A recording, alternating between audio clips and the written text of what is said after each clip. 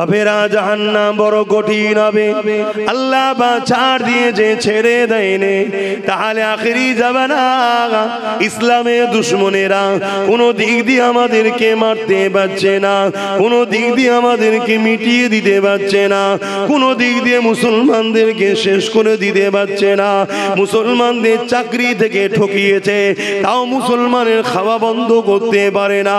মুসলমানদের কর্মসংস্থান কেড়ে নিয়েছে, তাও মুসলমানকে রুখতে পারেনি। মুসলিম ছেলেদেরকে গান ফাংশন যাত্রায় 20 বছর নিয়ে যায়, আবার বয়স হলে ওই মুসলমান ছেলে তওবা করে আল্লাহর ওলির দরবারে গিয়ে বায়াত হয়ে নামাজে পড়ে চোখের পানি ফেলে কাঁদে, হজ করে এসে ক্ষমা চেয়ে লায়, তাও একে মিটিয়ে দিতে পারছে না। কোনোভাবে যখন পারেনি, কেস দিয়ে পারেনি, জেল ভর্তি করে পারেনি। এই ইসলামের দুশমনগুলো কোটি কোটি টাকা খরচ করে ইসলামের লেবাসে মুফতি সুরাতে, মাওলানা বক্তা হাফেজের সুরাতে মসজিদ মাদ্রাসা বানিয়ে সেই জায়গা থেকে আমার নবীর দুশমন তৈরি করে মুসলমান সরল পিরানগুলোকে কাফের বানিয়ে দিতে লেগেছে। তোর দাড়ি থেকে থাকবে যা, তোর নামাজ থেকে থাকবে যা, তুই সিনেমা না দেখিস না দেখে যা, তুই যাত্রায় না যাবি না দেখে যা, কিন্তু তোর মেন জিনিসটা বার করে নিয়েছি। এবারে তোদের ওপরে যখন হামলা করা হবে, তোদের নবীকে যখন গালিগালাজ দেওয়া হবে, তোদের মসজিদ মাদ্রাসা কোনো ওয়াকাফ সম্পদকে যেমন লুটে নিতে লেগেছে, আজ আন্দোলন বন্ধ হয়ে গেছে, আজ আমাদের মুখে কথা বন্ধ হয়ে গেছে। আজ আমার নবীর শানে এই বাংলাতে এক বেঈমান মানবরূপী পশু বলছে নবী নাকি তরোয়াল আর হাদিস ইসলাম প্রচার করেছে। কই আন্দোলন, কই প্রতিবাদ, কই প্রতিবাদ নাই। কে হকের পক্ষে, কে ন্যায়ের পক্ষে, এখনো তোরা আর বুঝতে পারবি না। বেঈমানকেই তোরা লিডার বানাবি, মুনাফিককেই তোরা লিডার বানাবি। দিনের শেষে যখন তোদের মসজিদ বাঁচাবার মিটিং হবে, ওর মধ্যে তোদের পক্ষে যারা থাকবে ওই গুণও কিন্তু আমাদেরই হাকিকাতে থাকবে। আমরা আইন পাশ করে নেব, সব তোদেরকে মিটিয়ে দেব। এই পরিকল্পনা হতে লেগেছে। এই পরিকল্পনা দিয়ে বাঁচার একটাই রাস্তা। এ যুবকেরা, বেঈমান কাফের উলামা থেকে সরে যান, বেঈমান কাফের মুফতি থেকে সরে যান, বেঈমান কাফের হাফেজ আলেম থেকে সরে যান। নবীর ওয়ারিস, নবীর প্রেমিক উলামাদের পক্ষে থাকেন। নবীর কথা যারা বেশি বেশি করে শোনায়, তাদের কদমের কাছে গিয়ে বসে, তাদের মুখের দিকে তাকিয়ে থাকেন। কি লাভ হবে? আল্লাহ নবী সাহাবাদিওকে বললেন, তোমরা আমার মজলিসে বসে আমাকে দেখে যে নিয়ামত পাচ্ছ, আমার উলামায়ে হাক্কানি ওয়ারাসাতুল আম্বিয়া, ওদের মজলিসে বসে ওদের মুখের দিকে আমার উম্মত তাকিয়ে থাকবে। আল্লাহ ওদের আমলনামাতে ওই নেকি লিখে দেবে। আরো জোরে বলুন সুবহান।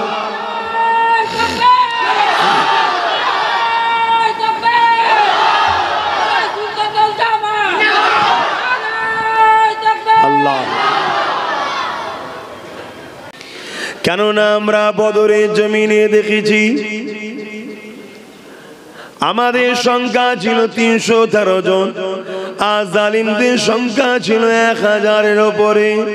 তাই জালিমরা সেখানে অস্ত্রধারী ছিল, জালিমরা সুসজ্জিত যোদ্ধা ছিল, জালিমদের ঘোড়া উট হাতি ছিল, জালিমদের হাতে তীর বল্লম ছিল, জালিমদের লেবাস ছিল লোহার লেবাস। তারা নিজেদেরকে সুরক্ষিত রেখে মদিনা শরীফের উপরে হামলা করতে এসেছিল। যেমন আজকে দিনে বিভিন্ন পীর ধর্মের নামে যাত্রা বার করে বিভিন্ন মসজিদে গিয়ে হামলা করছে। দেখেছেন না? দেখেন, এটা আবু জেহেলের খসলত। আল্লাহ নবীর কানে যখন এই মেসেজটা এসে গেল, নবী আমার সাহাবা হুজুরদিওকে নিয়ে মদিনাকে রক্ষা করার জন্য, মদিনার মানুষের জান মাল হিফাজতে রক্ষার জন্য আল্লাহ নবী মদিনা থেকে বাইরে বেরিয়ে বর্ডারের দিকে রওনা দিলেন। এদিকে জালিম সন্ত্রাস আবু জেহেল উতবা সাইবা ইসলামকে মিটিয়ে দিবার জন্য, আমার রাসূলুল্লাহকে মিটিয়ে দিবার জন্য 1000-এর উপরে সৈন্য নিয়ে মদিনার দিকে রওনা দিয়েছিল। বর্ডার যেমন করে বদর নামক স্থানে দেখা হয়ে যায়, আল্লাহ নবী তাদেরকে বুঝাতে লাগলো, তোমরা মক্কার জমিনে রয়েছো, আমি রাসূলুল্লাহ মদিনার জমিনে চলে এসেছি, কেন তোমরা মদিনার উপরে আগবাগে হামলা করছো? এই সন্ত্রাসী বন্ধ করো, এই জুলুম বন্ধ করো, এই অত্যাচার বন্ধ করো। কিন্তু তারা দেখলো মুহাম্মদ রাসূলের দিকে মাত্র 313 জন খালি হাতে, আর আমাদের দিকে 1000-এর উপরে সুসজ্জিত যোদ্ধা রয়েছে। এই সুযোগটাকে কাজে লাগিয়ে মুহাম্মদ রাসূলকে শহীদ করে দিতে হবে, তার সাথীদেরকে মেরে দিতে হবে। এই জন্যে তারা হামলার জন্য আগে এলো। আল্লাহ নবী বললেন, বাবা সাহাবারা, ইসলামে জুলুম করা খারাপ, কিন্তু কেউ তোমার উপরে যদি হামলা করে ডিফেন্স করার জন্য এটা ফরজ। তাই তোমরা প্রতিরোধের জন্য তৈরি হও। কি নিয়ে তৈরি হবে? খাজুরের এলাকা তো, খাজুর গাছের ডাল, আর ওদের হাতে তীর বল্লভ তরোয়ার। এটা তুমি আমি জানি শুধু মনে করছো? তোমার আমার থেকে এই সম্বন্ধে লক্ষ কোটি গুণ আরো বেশি জ্ঞান রাখে, রিসার্চ করছে যারা ইসলামকে মিটাবার চাইছে। তারা কোটি কোটি টাকা খরচ করছে, কোটি আমার টাকা না, ডলার খরচ করছে যে কি করে এই লড়াইটা, এই দুর্বল গরিব খালি পায়ে ছিঁড়াপাটা জামা পরা মদিনার মানুষ তখন সবে ইসলাম কবুল করেছে, কি করে জিতলো? শুনছেন? রিসার্চ করছে তারা, রিসার্চ করে দেখে নিয়েছে এই মদিনা 313 জন মানুষের হৃদয়ে আল্লাহ পাকের মহব্বত, ভালোবাসা, নবী পাকের উপরে বিশ্বাস, ভক্তি, ভালোবাসা এত ছিল, পৃথিবীর পাহাড় যদি তাদের মোকাবেলায় দাঁড়িয়ে যেত, তাহার পাহাড়কে কেটে কেটে ধুলো বালি কোনার মতো বানিয়ে দিত, তথাপিও তাদের ইমানের কাছে আল্লাহর ভক্তি প্রেম, সাহাবাদের নবীর ভক্তি প্রেমের কাছে কোনো শক্তি ছিল না মোকাবেলা করে রক্ষা হারিয়ে দিতে পারবে।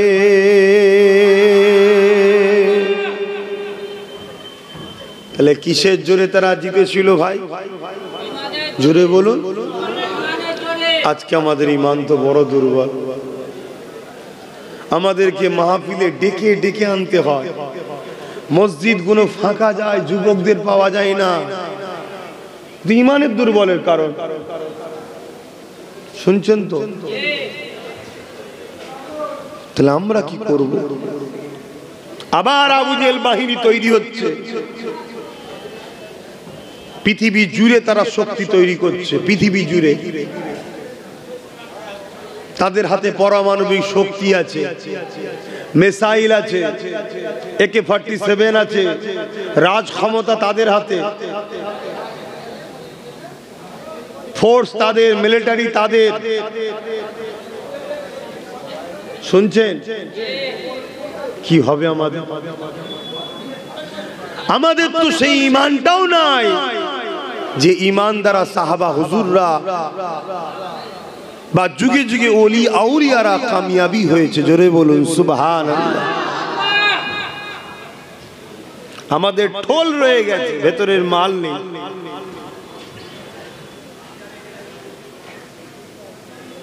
আমার কথা আজ বুঝতে পারছেন তো?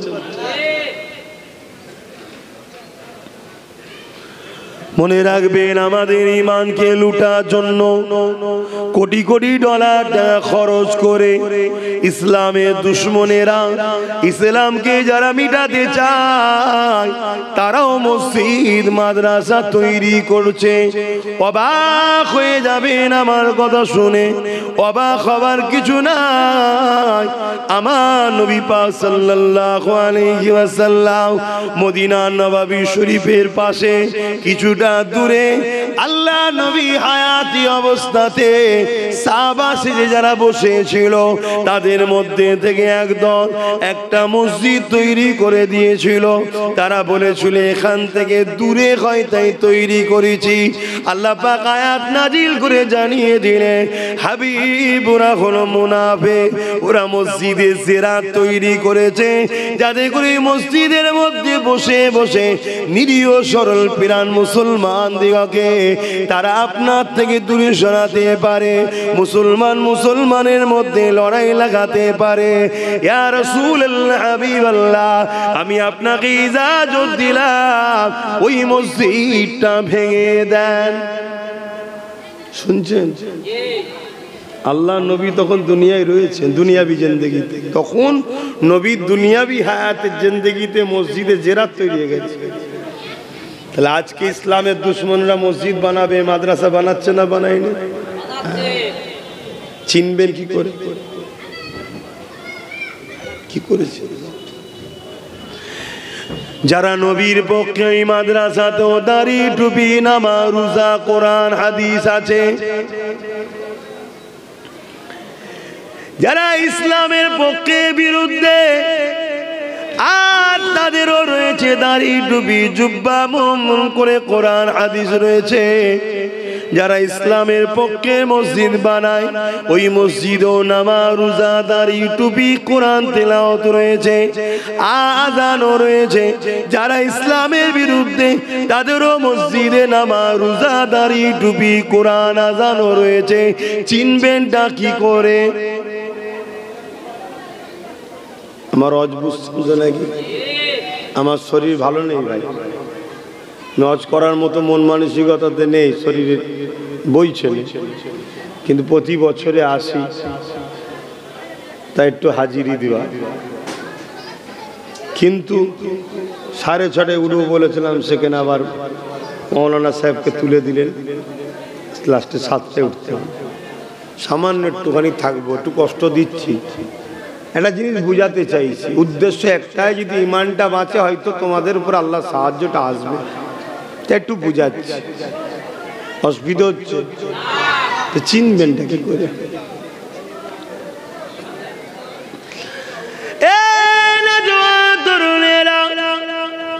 চিনার জন্য ইতিহাস দেখতে হবে, তারিখ হাদিসকে খুলে খুলে দেখতে হবে।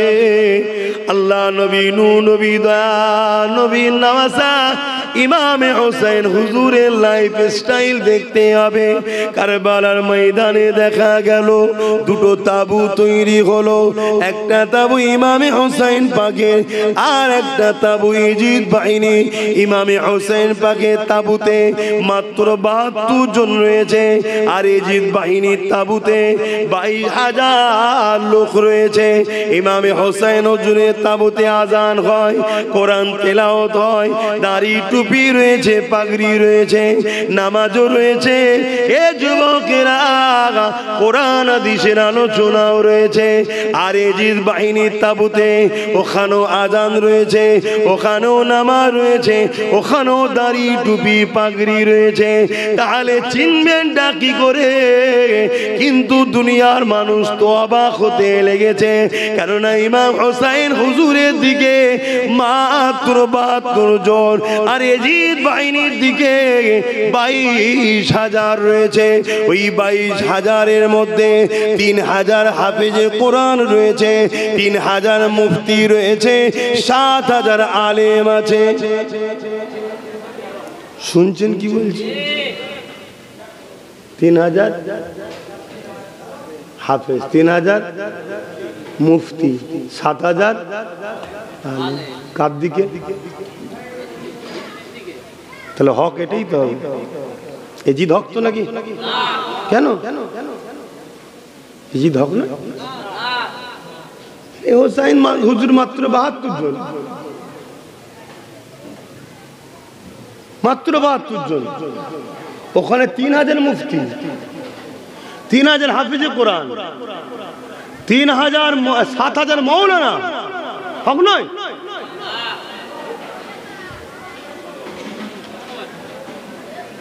তোমরা 2-1 জন ছাড়া বাকি সবাই বলছে ইজিদ হক। তাহলে কেন সারা দিচ্ছেন না? বলুন কে কোন দিকটা হক? 7,000 মৌলানা হক নয়?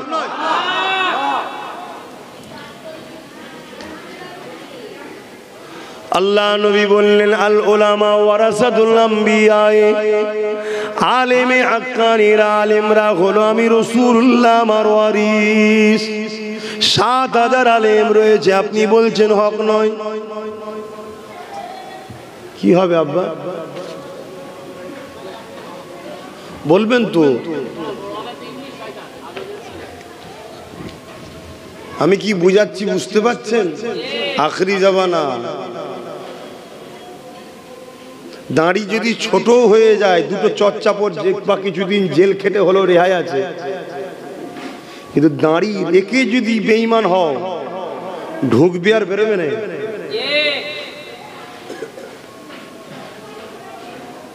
আমি কি ওয়াজ করছি বুঝতে পারছেন? সামনে রোজার মাস, যদিও রোজায় একটু গন্ডগোল হয়ে যায়, ঠিকভাবে রাখার মতো রাখতে যদি নাই পারি, কেউ তো বলতে পারবে না আমি 100% রেখেছি, চেষ্টা। তারপরেও যদি একটু ভুলভ্রান্তি হয়ে যায়, আল্লাহ পাক ধরলে হয়তো একটু মারধর খেতে হবে, কেন আল্লাহ বলেছে আযাব আছে। আবার আল্লাহ বলেছে আমি মাফ করে দিতে পারি। কিন্তু যদি বেঈমান হয়, জাহান্নামে ঢুকবে। আর মানে ওই 7,000 তাহলে এইদিকে বলছেন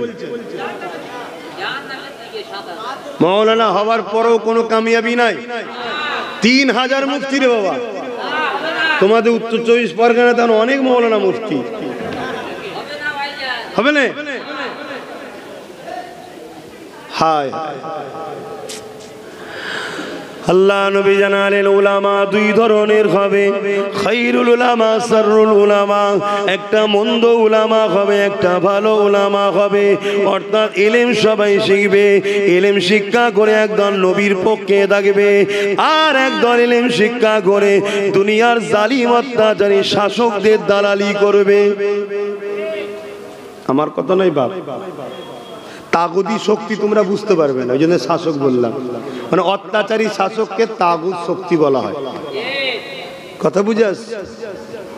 বাপেরা, নজওয়ান তরুণেরা, এই 7,000 মুফতি হতে পারে, 7,000 হাফেজ হতে পারে, 3,000 মুফতি হতে পারে, 3,000 হাফেজ হতে পারে, 7,000 মৌলানা হতে পারে, কিন্তু অত্যাচারী জিদের দালালি করার জন্য ওরা জাহান্নামী হয়ে গেছে, ওরা বাতিল হয়ে গেছে, ওরা বরবাদ হয়ে গেছে। এ যুবকেরা, তরুণেরা, বাপেরা, আমার ইমাম পাক 72 জন হতে পারে।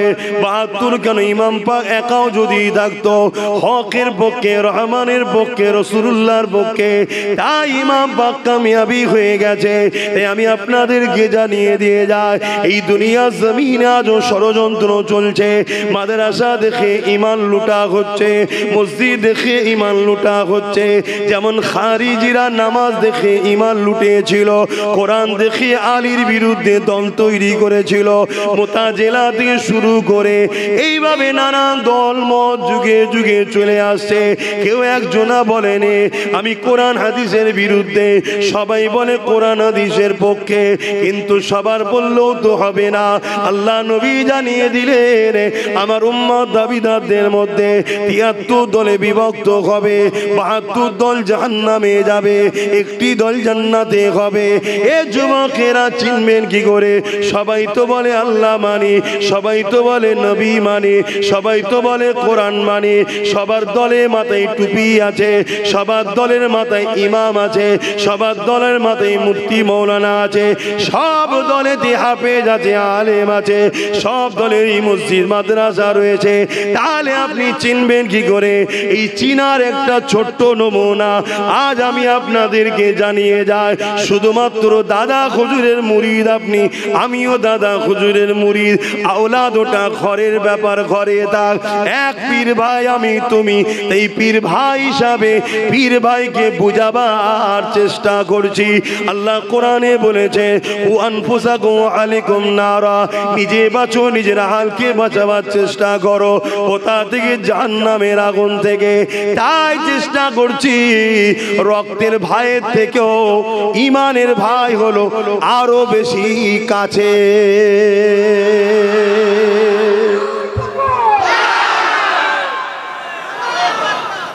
রক্তের ভাইয়ের থেকেও ঈমানের ভাই আরো আপন হয়। কেন? রক্তের সম্পর্ক বাপ মার সাথে, আর ঈমানের সম্পর্কের ভাই আল্লাহ রসুলের সাথে। জোরে বলুন সুবহান। তাই ঈমানের স্বার্থে একটু বলছি, চিনবেন কি করে? আমি দুটো ব্যক্তির নাম বলছি। একজনের ব্যক্তির নাম হচ্ছে সিদ্দিকে আকবর, চেনেন? রাসূল পাক সাল্লাল্লাহু আলাইহি ওয়াসাল্লামের আউয়াল খলিফা, বড় খলিফা, প্রথম খলিফা, আউয়াল খলিফা।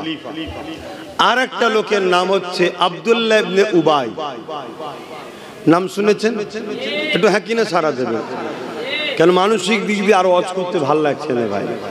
ধর্মটাকে নিয়ে যেন কেমন একটা সব চলছে, কথা বুঝে আসছে।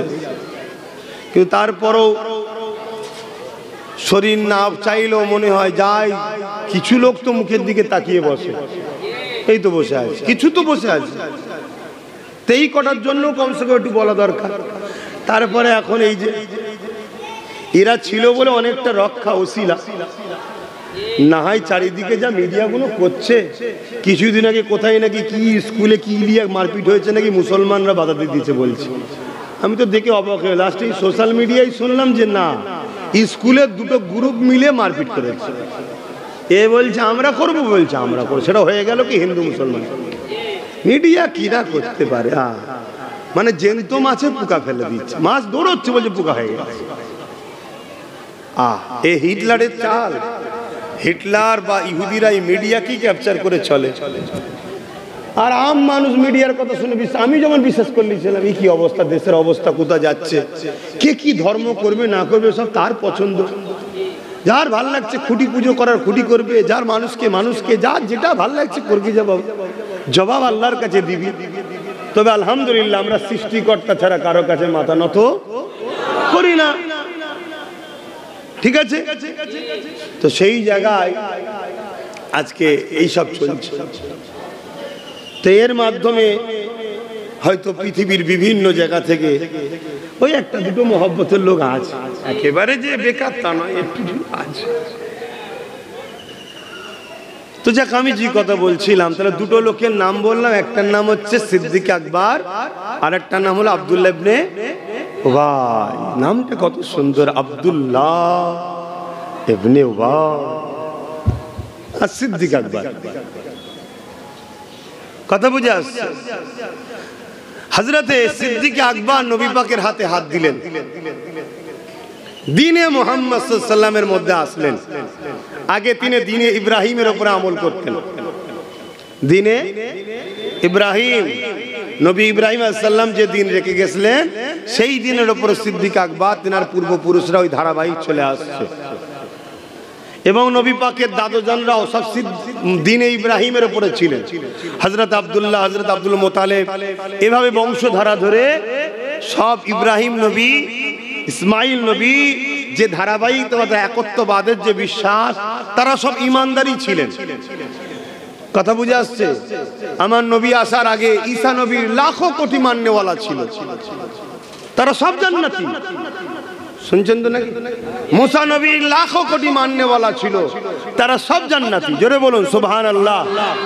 যখনই আমার নবী বললেন আনা মুহাম্মদ রাসূলুল্লাহ, তখন যে ঈসা নবীর মান্যওয়ালা গুলো বলল মানবো না, মুসা নবীর যে মান্যওয়ালা গুলো বলল মানবো না, বা অন্য ইব্রাহিম নবী বা যে কোনো নবীর মান্যওয়ালা গুলো বলল মানলো না, তখনই ফতোয়া হয়ে গেল এরা জাহান্নামী। আর যারা আবার বললো হ্যাঁ আমরা ঈসা নবীকে ছিলাম, এখন আমাদের জন্য আল্লাহ নবীকে যখন রসুল করে পাঠিয়েছি, এনার উপরে ঈমান আনতে হবে, কলেমা পড়ে নিল, তখন তারা দ্বীনে মুহাম্মাদির মধ্যে চলে আসলো। জোরে বলুন সুবহানাল্লাহ। আর দিনে মোহাম্মদী, দিনে ইব্রাহিম, দিনে ঈসাই, দিনে মুসা, সমস্ত নবীর দিন হলো একটাই, সেটা হলো ইসলাম। জোরে বলুন সুবহানাল্লাহ। কেন আমার দেশে একটা প্রচার চলছে ইসলাম নাকি মাত্র 1500 বছরের। আর একজন তো প্রচার করছে আমার নবী নাকি এক হাতে তরোয়াল এক হাতে হাদিস নিয়ে নাকি দিন প্রচার করে। তো মাদ্রাসার জলসা এসছে, এটা অন্য সাইডে আলোচনা করছি।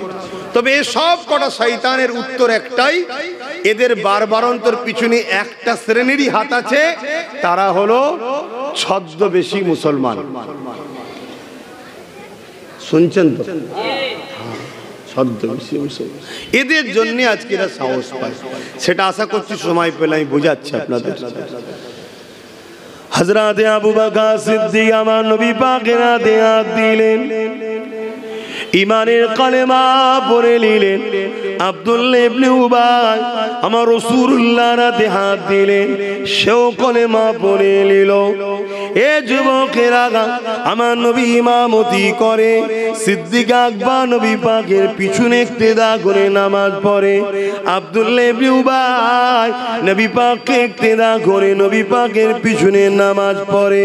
আমার নবী পাক যখন জিহাদের ময়দানে যায়, সিদ্দিক আকবর নবীর সাথে যায়, আব্দুল্লাহ ইবনে উবাইও নবীর সাথে যায়। আমার নবী পাক হজে যায়, আব্দুল্লাহ ইবনে উবাইও নবীর সাথে যায়, সিদ্দিক আকবরও যায়।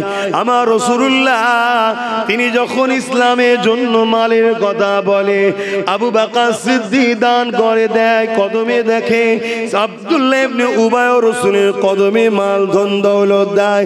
আবু বকর সিদ্দিকের মুখেও দাঁড়িয়ে আছে, টুপি আছে, পাগড়ি আছে, জুব্বা আছে। আর আব্দুল্লাহ ইবনে উবাইয়ের মাথায় দাড়ি, টুপি, জুব্বা, পাগড়ি রয়েছে। এ যুবকেরা, আব্দুল্লাহ ইবনে উবাই কোরআন ঘোষিত কাফের, জাহান্নামী হয়ে যায়। আর আমার রাসূলুল্লাহ সাহাবী আবু বকর সিদ্দিক জান্নাতি ঘোষণা হয়ে যায়।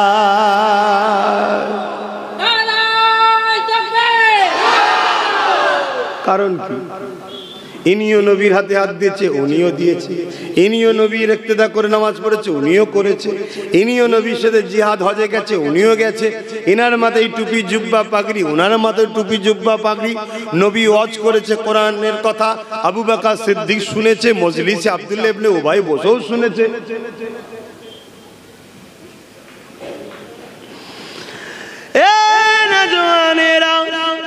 এই জন্যই বোঝাতে চাইছি, কারণ আখেরি জামানা, যুগে যুগে জালিমরা আমাদের মিটাতে চেয়েছে, ইসলামকে মিটাতে চেয়েছে, মুসলমানদের মিটিয়ে দিতে চেয়েছে। অল্প সংখ্যা হওয়ার পরও বিজয় ইসলামেরই হয়েছে। কেননা না, এ সত্যের পক্ষে আমার আল্লাহ পাক ছিল, আছে, থাকবে। এ যুবকেরা, তরুণেরা, বাপেরা, কিন্তু ওসিলা হলো ঈমান। তাই জানিয়ে দিয়ে যায়, আব্দুল্লাহ ইবনে উবাই জাহান্নামী হয়ে গেল, আবু বকর সিদ্দিক জান্নাতি হয়ে গেল। এর কারণটা কি রয়েছে মন দিয়ে শোনে। হ্যাঁ, আবু বকর সিদ্দিক কারণ কি? হুজুরকে জিজ্ঞাসা করা হয়েছে। হযরত আবু বকর সিদ্দিক বলতে লাগলে, আব্দুল্লাহ ইবনে উবাইয়ের যা আছে আমারও তাই আছে, কিন্তু আমার যা আছে ওর তা নাই।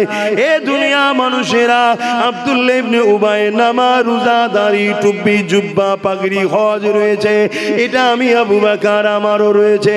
ও নবীর মজলিসে বসেছে, আমিও বসেছি, এটা ওরও আছে, আমারও আছে। কিন্তু আমি আবু বকর, আমার যা আছে ওর তা নাই। কি আপনার আছে ওর নাই? এ দুনিয়ার মানুষরে, আমি আবু বকর, আমার হৃদয়ের মধ্যে আল্লাহ নবীর প্রেম ও আদবটা রয়েছে, এটা ওই মুনাফিক আব্দুল্লাহ ইবনে উবাইয়ের নাই। এজন্য সব থাকার পরও ও জাহান্নামী, আর আদব প্রেম থাকার পরে আমি আবু বকর জান্নাতি। আরো জোরে বলুন সুবহান।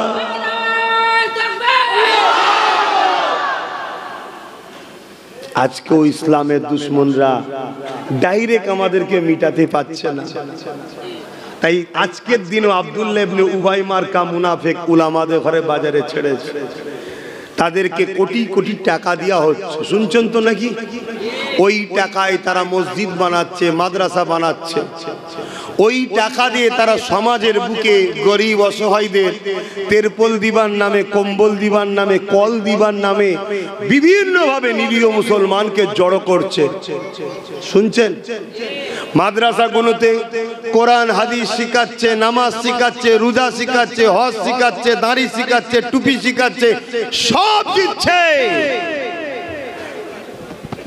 দিলের মধ্যে নবীর প্রেম আর আদবটা দিচ্ছে না। মানে আব্দুল্লাহ ইবনে উবাই সব ছিল, শুধু দিলে ছিল না। শুনছেন তো নাকি? এটা পরিকল্পনা ইসলামের দুশমনদের। তারা টার্গেট করেছে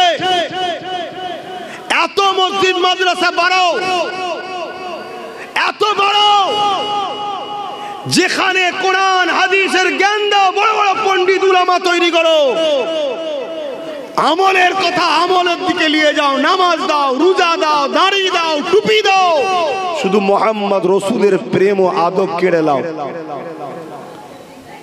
নামাজ কাটলে ঈমান যায় না, কবিরা গুনাহ হয়। তওবা করলে আল্লাহ মাফ করবে, যদি মাফ না করে নামাজ কাজা জাহান্নাম খেটে ঈমান থাকার জন্য জান্নাতে যাবে। তো ওটাকে কেড়ে লাভ নেই, ও আছে থাক।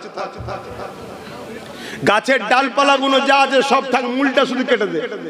কারণ ডালপালা কাটলে লোক দেখতে পেয়ে যাবে, নামাজের বিরুদ্ধে বলে লোক ধরে ফেলবে, রোজার বিরুদ্ধে বলে লোক ধরে ফেলবে। অতএব গোড়া থেকে শুধু ভেতর থেকে মূলটা কেটে দে। এই গাছের ডালপালা কোন হলো নামাজ, রোজা, দাড়ি, টুপি, হজ, যাকাত, আর মূলটা ভেতরে থাকে, ওটা হলো মুহাম্মদ রাসূলের আদব ও প্রেম, ওটাকে কেটে লে। শুনছেন? বিশাল বড় বড় জমায়েত করো, দাও, গাড়ি ভাড়া দাও, বিরিয়ানি দাও, খাওয়া দাও। নিরীহ মুসলমান, ধর্মপ্রাণ মুসলমান আল্লাহ রসুলের কথা শোনার জন্য আসবে জড়ো হয়ে। ওই মাহফিল ওয়াজ করতে করতে টুক করে এমন একটা কথা বলো যে কথাটা আমার নবীর শানে বলা বিয়াদবি, টুক করে বলে দাও। শুনছেন না? শুনেন? ওই নবীর শানে বিয়াদবি মূলক কথাটা টুক করে যখনই বলবে, যতজন ওখানে বসে বসে শুনবে, এই কথার যদি প্রতিবাদ না করে ফিরে যায়, সব কটা বেঈমান হয়ে যাবে। এটা অন্য বিষয় নয় যে প্রতিবাদ না করলে কবিরা গুনাহ হবে, এটা রাসূলুল্লাহর বিষয়। এখানে প্রতিবাদ করতেই হবে। যদি প্রতিবাদ করতে গিয়ে তোমাকে গুলি খেতে হয়, তাও করতে হবে। কেন? জানের থেকে বেশি ভালোবাসার নাম ঈমান। তাহলে পলিসিগুলো কি বুঝতে পারছেন তো নাকি? যেমন আমাদের সমাজে হচ্ছে, একদল দাড়িওয়ালা টুপিওয়ালা বক্তা বেরিয়েছে, আজকে তারা বলে বেড়াচ্ছে রসুল আমাদের মতো, নবী মরে গেছে, শাফাআত করতে পারবে না। তাদেরও মাদ্রাসা আছে না? এক কথা বলছে না? তাদের মাদ্রাসাগুলো ছেলেগুলো কি শিখবে? ছোট ছোট বাচ্চারা বলুন, তারাও তো ছোটবেলা থেকে শিখবে। তাহলে আলেম হয়ে বেরোচ্ছে, দেখছি আলেম, কিন্তু কাফের আলেম। কাফের কথাটা কি শুনতে খারাপ লাগছে নাকি? আল্লাহ কাফেরকে কাফের বলতে বলেছে না বলেনি? এই মুরব্বিটা বসে আছে, কিন্তু হাই সাহেব বসে আছে, আপনাদের কাউকে কাফের বলুন না? আমি এই তোমাদের কাউকে কাফের বলিনি? বলো, কাফেরকে কাফের বলবে, মোমেনকে মোল বলবে, চোরকে চোর বলবে, মাতালকে মাতাল বলবে, এটা তো হক কথা বলা। তো কাফেরটা কে? যে নবীকে অস্বীকার করে, নবীর শান মর্যাদাকে অস্বীকার করে, নবীর গুরুত্বকে অস্বীকার করে, নবীর ফজিলাতকে ইনকার করে, নবীর মেরাজের সওয়ারকে অস্বীকার করে। নবী নাকি আবাত আসা জানতো না, এ কথা প্রথম মোল্লারাই বলেছে তো নাকি? এই কথাই এখন ওই যে একজন বেরিয়েছে শয়তান, সে আবার বলছে মুহাম্মদ মূর্খ ছিল, জানতো না লেখাপড়া। শুনছেন না? শুনেন? শুরুটা কিন্তু মুনাফিক দাড়িওয়ালা টুপিওয়ালা বক্তারাই করছে। আর আমাদের সমাজে এই কাফের উলামাগুলো দাবিদার, কাফের বক্তাগুলো আমাদের সমাজে ঘুরে বেড়াচ্ছে, যাদের আকীদা আমার নবী পাক সাল্লাল্লাহু আলাইহি সাল্লামের শানে শুধু গুস্তাগিমূলক কথাগুলো শুনিয়ে দাও। শুনছেন? তাহলে মাদ্রাসা এটাও, এ সমাজে আরো হাজারো মাদ্রাসা আছে। কোন মাদ্রাসা তৈরি করছে জালিম হুকুমতরা, সেই মাদ্রাসায় সরকারের পক্ষ থেকেই সমাজ বিরোধী কাজ করানো হবে, করিয়ে সেই মাদ্রাসাকে মিডিয়া দিয়ে দেখানো হবে, দেখো মাদ্রাসায় বোম পাওয়া গেছে। শুনছেন না? শুনেন না? ওইটাকে দেখিয়ে বলবে সব মাদ্রাসা বন্ধ করে দাও, এরা আতঙ্কবাদী তৈরি হচ্ছে। নাটকটা কিছু মাথায় ঢুকছে? তাহলে প্রত্যেকটা নবী প্রেমিক, ইসলাম প্রেমিক যারা ইসলামকে ভালোবাসে, আপনাদেরকে সজাগ হতে হবে, আরো অ্যাক্টিভ হতে হবে, আরো সজাগের সাথে নিজের গ্রামের মসজিদ মাদ্রাসাগুলোর দিকে খেয়াল রাখতে হবে যে মসজিদে কি হচ্ছে, আল্লাহ ও রসুলের নামে ইসলাম বিরোধী কাজ হচ্ছে না তো? আমার কথা কি আপনাদের অসুবিধা? ভালো করে বুঝতে পারছেন তো নাকি? কিন্তু মসজিদ মাদ্রাসা ছাড়াও তো চলা যাবে না, দরকারও আছে, কিন্তু এই দরকারটা ঠিকভাবে পরিচালনা হচ্ছে না? ইসলামের দুশ্মনরা মূলত মসজিদ মাদ্রাসাকে বদনাম করার জন্য গজিয়েছে, ওটাও দেখার দরকার আছে না? না, যেমন চাইনা ছোটে ব্র্যান্ডেড কোম্পানিগুলো আজকে ব্যান্ড হয়ে যাচ্ছে। নোকিয়া মোবাইল পাওয়া যায় আর বাজারে? চাইনা এত ফ্যাসিলিটি দিচ্ছে, নোকিয়া ব্যান্ড পাওয়া যাচ্ছে না। খুব ভালো তারে বোঝেন বাপ, এদেরকে চিনবেন কি করে? যেমন সোনা চিনতে গেলে কোষ্টি পাথর দরকার, মোমেন না মুনাফিক চিনতে গেলে মোহাম্মদ রসুলকে দরকার। জোরে বলুন সুবহানাল্লাহ। আমি জানি না আমার উলামা ভাই, হাফেজ ভাইগুলো কোন খেয়ালে লিখছেন। কেন? চোখে যদি কালো চশমা থাকে আমাকেও কালো দেখবেন, যদি ফুরফুরার আওলাদদের উপরে রাগ থাকে আমি যত ভালো কথাই বলি আপনার রাগই মনে হবে। কেন? বিষ যদি মাথায় ঢুকিয়ে দেয়, শোনেন, কাউকে যদি বিষ খাইয়ে দেয় ওর বাঁচার চান্স আছে, আছে, ওর বাঁচার চান্স আছে। কিন্তু কারো যদি কানে বিষ দেয় ও সমাজটাকে শেষ করে ফেলবে। তা সমাজে একটা কানে বিষ দেওয়া হয়েছে, ওরা বাপ দাদুর কিস্সা কাহিনী ছাড়া কি জানে? ওরা অত পড়াশোনা জানে না, জানে নেই। আলহামদুলিল্লাহ, কি জানি না জানি আল্লাহ যতটুকু দিয়েছে ততটুকু খুশি, আলহামদুলিল্লাহ, আল্লাহর উপরে খুশি। আল্লাহ যদি মূর্খ বানিয়েও জান্নাতে দেয় আলহামদুলিল্লাহ। শিক্ষিত হয়ে ইবলিসের সাথে জাহান্নামের থেকে বেঁচে গেছি। কথা বুঝছেন না? বোঝেন না? এই কথা বুঝতে পারলেন না? কারণ ইবলিস আদম নবীকে সম্মান না করার জন্যই কিন্তু কাফের হয়েছে। তা আজকে সমাজও মুফতি, মৌলানা, বক্তা নূর নবীর আজমত, নূর নবীর শান, দয়ান নবীর মাকাম, দয়ান নবীকে যে আল্লাহর মাকাম দিয়েছে, সম্মান দিয়েছে, এগুলোকে মেনে না নিতে পারার জন্য কিন্তু কাফের হচ্ছে। নামাজ কাজা, রোজা কাজা, হজ কাজা, যাকাত দিতে পারে না, কবিরা গুনাহগার। ও কালকে তওবা করলে আল্লাহ ওকে দুনিয়াতেও মাফ করে দিতে পারে, আর যদি মাফ না করে কিয়ামত দিনও মাফ করতে পারে। যদি না করে জাহান্নামে দেবে, জাহান্নামে দিয়ে শাস্তি যতটা হবে, নামাজ কাদের এত শাস্তি, রোজা কাদের এত শাস্তি, ক্যালকুলেশন মানে বোঝাবার জন্য বলছি, ততদিন খেটে দিলে যদি আল্লাহ ও রসুলের প্রেম ও আদব থাকে ও জান্নাতে যাবেই। জোরে বলুন সুবহানাল্লাহ। কিন্তু নামাজ আছে, দাড়ি আছে, টুপি আছে, মসজিদ আছে, মাদ্রাসা আছে, 500 মসজিদ, 500 মাদ্রাসা, 500 গরিব মেয়ের বিয়ে দিয়েছে, তাহাজ্জুদ পড়ে, বড় দাড়ি, বড় জুব্বা, বড় আল্লামা, বড় পীর, বড় শায়েখ। আমার রাসূল পাক সাল্লাল্লাহু আলাইহি ওয়াসাল্লামের শানে ভাষা নোংরা। যে কথা আপনাকে বললে আপনি পছন্দ করবেন না। আমি যদি আপনাকে বলি আগে তুই আমার ছাগল গরুগুলো চড়াবি, যদি উপযুক্ত হোস তারপর আমার কোম্পানিতে চাকরি দেবো, এটা আপনি খুশি হবেন? কেউ করবেন? এটা আপনাকে ইনসাল্ট করা না করা নয়? এরকম কাফের বক্তা সমাজে আছে না নাই? এই কাফের বক্তা প্রকাশ্য সমাজকে গুমরাহ করছে।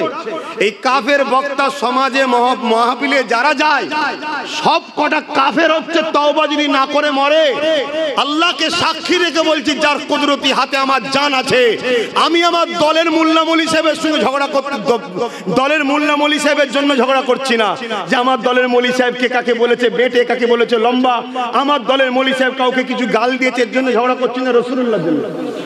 জোরে বলেন। নবীর হয়ে ঝগড়া করা, ঝগড়া বলতে নবীর হয়ে প্রতিবাদ করা, নাউজুবিল্লাহ, নবীর হয়ে প্রতিবাদ করা, এটা তো আমার আল্লাহর পছন্দ। জোরে বলুন সুবহানাল্লাহ। আমার আল্লাহ আবু লাহাবের বিরুদ্ধে আয়াত নাজিল করেছে না করেন? নবীর হয়ে লড়াই করেছে না করেন? নবীর হয়ে প্রতিবাদ করেছে না করেন?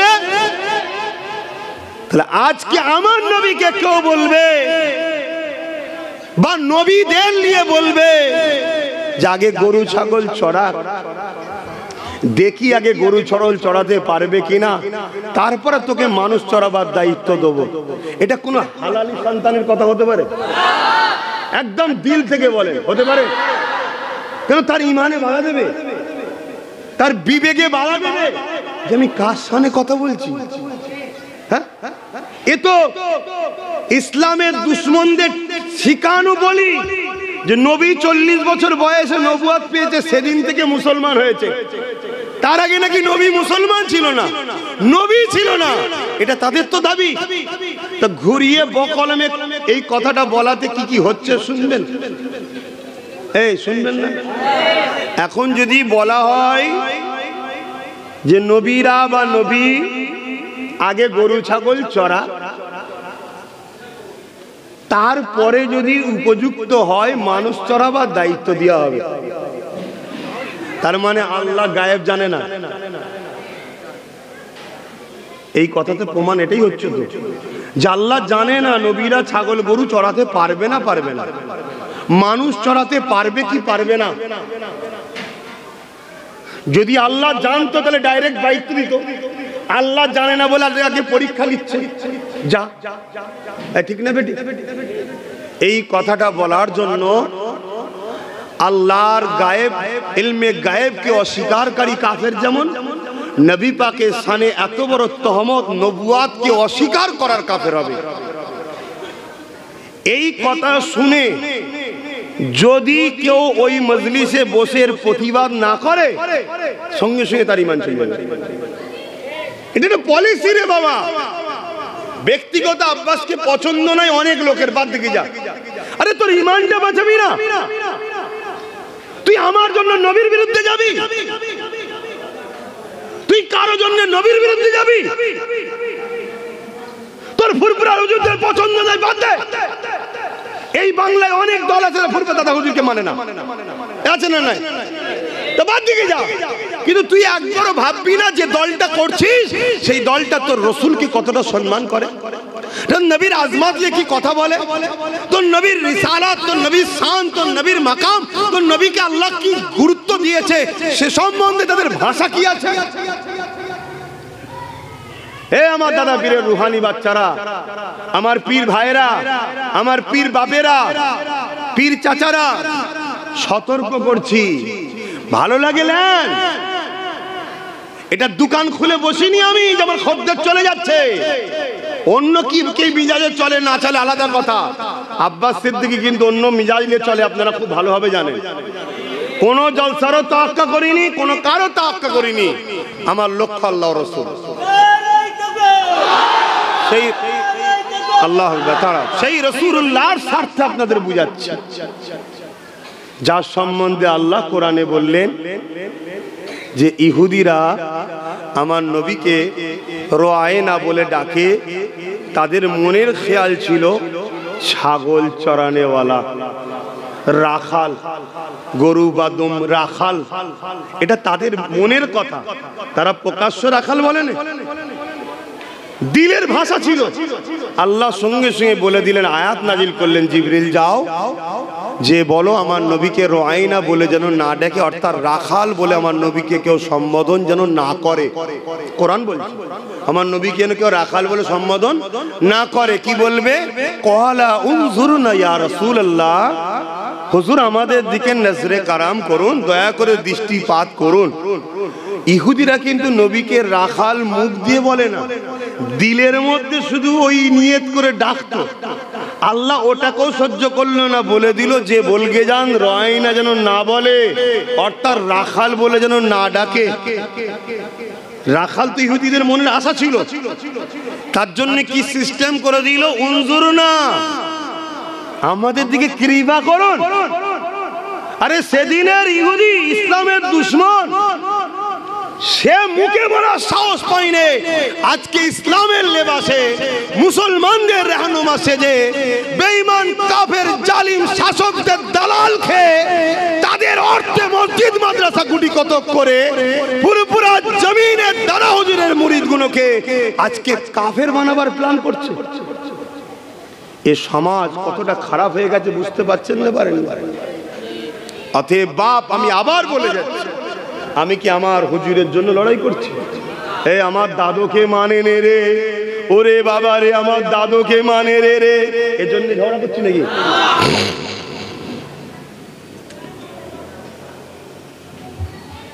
আমার দাদু আল্লাহর ওলি ছিলেন, আশেকে রসুল ছিলেন, 5 দাদুই আল্লাহর ওলি ছিলেন। মেজো হুজুর জিনার নামে এখানে, তিনিও জগৎ বিখ্যাত মুফতি ছিলেন, মুফতি আজম ছিলেন, আল্লাহর ওলি ছিলেন।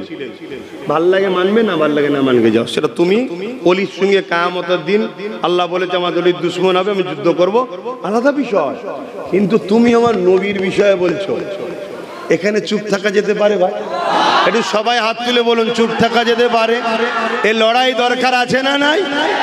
কিন্তু দুঃখ, সেসব ঈমান কই? সেসব ঈমান কই? এই ভারতবর্ষের পশ্চিম বাংলায় রঙ্গে রসুল নামে একটা বই বার করেছিল এক বেঈমান, তাতে আমার নবীর শুধু ছবি দিয়েছিল। সে ছিল অমুসলিম, কিন্তু তার লক্ষ্য ছিল নবীকে অপমান করব। ছবি দিয়েছিল। একজন মুসলমান এসে, যুবক ছেলে এসে তাকে জিজ্ঞেস করছে, ছবি আপনি দিয়েছেন? সে ভাবছে খদ্দের, খুশিতে বলছে হ্যাঁ, এই বই আমি বার করেছি। পেট নুকিয়ে ছুরি নিয়ে এসেছিল, মেরেছে, পেটে ভরে দিয়েছে। দিয়ে কাফেরকে, জাহান্নামীকে, নবীর দুশমনকে তার উপযুক্ত শাস্তি দিয়ে দিয়েছে। শুনছেন না শোনেন? এখন কেউ বলতে পারে মারাটাই সমস্যা সমাধান। ও তোমার কাফের নেতার গদি বাঁচাতে গিয়ে কত মারপিট করছো মুসলমান, তোমার হুঁশ নাই? কত মায়ের কোল খালি করছো, হুঁশ নাই? আর দোনো জাহানের সুলতান যিনি না হলে কুল কায়নাত হতো না, তার পক্ষে একজন লড়াই করছে না, তার প্রেম। তোর মাকে গাল দিলে, তোর বাপকে গাল দিলে তোর গায়ের জ্বর ধরে যাবে, এক্ষুনি হাত গুটিয়ে মারতে আসবি। তা তোর বাপ তোর মা কি দাম আছে মোহাম্মদ রাসূলুল্লাহর কাছে? তোর বাপ মা ছেড়ে দে, আমার বাপ মার কি দাম আছে মোহাম্মদ রাসূলের কাছে? আমার বাপ মার দাম মোহাম্মদ রাসূলের ঘোড়ার পায়ে ধুলো যে ছিল, আমার বাপ মার দাম মনে ওঠে? শুনছেন না শোনেন? তাহলে সেই নবীর শানে বলবে তার প্রেম হয়েছে, সেই ঈমান ছিল। আজ আমাদের ঈমান কোথায়? সেসব লোক কই?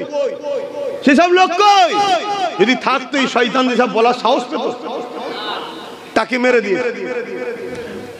চারিদিকে হই হই হয়ে গেছে। এখন মুসলমানদের এবার ঈমান জেগেছে। আরে ছেলেটা নবীর প্রেমে করে ফেললো, জন ছেলে, ইংরেজ পিওর, ফাঁসি হয়ে যাবে। কি করে বাঁচানো যায়? কি করে বাঁচানো যায়? একটা উকিলকে সেটিং করেছে, কোর্টে লড়তে হবে। বলেছে ছেলেটাকে একটা দাঁড়ি পাল্লায় রাখবে, আর একটা দাঁড়ি পাল্লায় টাকা রাখবে। শুনছেন? যত টাকা হবে, তৎকালীন সময়ের কথা বলছি রে বাবা, তখন হয়তো 100 টাকায় 1 বিঘে জমিও পাওয়া যেত, তখনকার কথা বলছি। ততটা টাকা দেবো। উকিলও ওপরে গিয়ে, ভেতরে গিয়ে সেটিং করে ফেলেছে। বুঝতে পারছো না? সব সেটিং এর কারবার আগে থেকেই চলে, সেটিং করে ফেলেছে। তো জজ সাহেব বলেছে শুধু এসে দাঁড়িয়ে বলবে না আমি সব কিছু করিনি, শুধু এতটুকু বলবে, তারপরে যা করার কলম কলম তোমার হাতে, শুধু এতটুকু বলবে। ছেলেটাকে পাখি বুঝাবার মতো সবাই বুঝালো। পরের দিন কোর্টে উঠেছে, ছেলেটাকে জজ জিজ্ঞেস করছে তোমার নামে এই অবজেকশন এসেছে, তুমি কি অমুককে মেরেছো? সে বলছে হ্যাঁ আমি মেরেছি। সে আমার নবীর দুশ্মনী করেছিল। আমার নবী তো কারো দুশ্মনী করে, সে আমার নবীকে দুশ্মনী করবে কেন? মানতে মন যায় মানবে না, দুশ্মনী করবে কেন? তাই মেরে দিয়েছি আমি, যা শাস্তি দেবেন দেন। সব ভাই তো অবাক হয়ে গেল। জজ ওই দিক ওদিক কি হলো? জজও ভেবেছিল কিছু হবে, এও ভেবেছিল কিছু হবে, সব বেকার হয়ে গেল। বেকার সব। কি হবে? জিজ্ঞেস করছো তুমি স্বীকার করছো? বলছে হ্যাঁ। সব পাবলিক জিজ্ঞেস করছে, আরো যারা ছিল সাথে, আরে তোমায় কি বললাম, তুমি কি বলছো?